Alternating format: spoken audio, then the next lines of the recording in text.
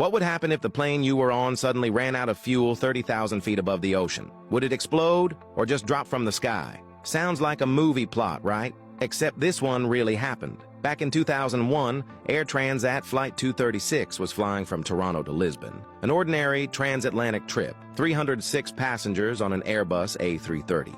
Everything was fine until they reached the middle of the Atlantic.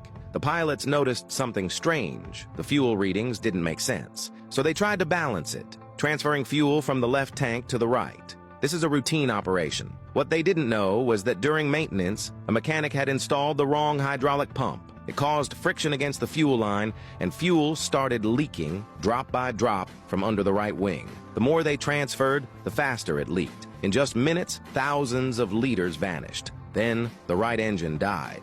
Moments later, the left one, too.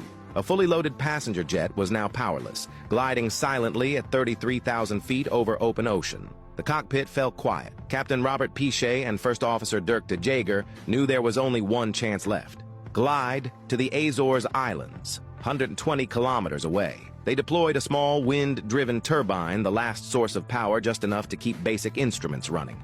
Can you imagine that pressure? No engines, no second chances, just 2 pilots and 306 lives hanging in the sky. Inside the cabin, alarms screamed, the air turned cold, oxygen masks dropped, some passengers cried. Flight attendants tried their best, keep everyone calm. For 19 endless minutes, gliding more than 120 kilometers on nothing but air. At last, the runway appeared through the haze. With no power left, the jet hit the ground hard. Tires burst open, fire streaked beneath the wings, and it skidded for hundreds of meters before grinding to a halt. No one had died. All 306 people survived. The investigation later revealed it was pure human error. A single wrong part installed, one screw out of place that almost sent over 300 people to their deaths in the Atlantic. Even more ironically, that part should have been replaced months earlier. But outsourced maintenance and cost cuts skipped the final inspection. Afterward, Canada's Aviation Authority rewrote the rules. If fuel imbalance occurs, pilots must first check for leaks before transferring any fuel.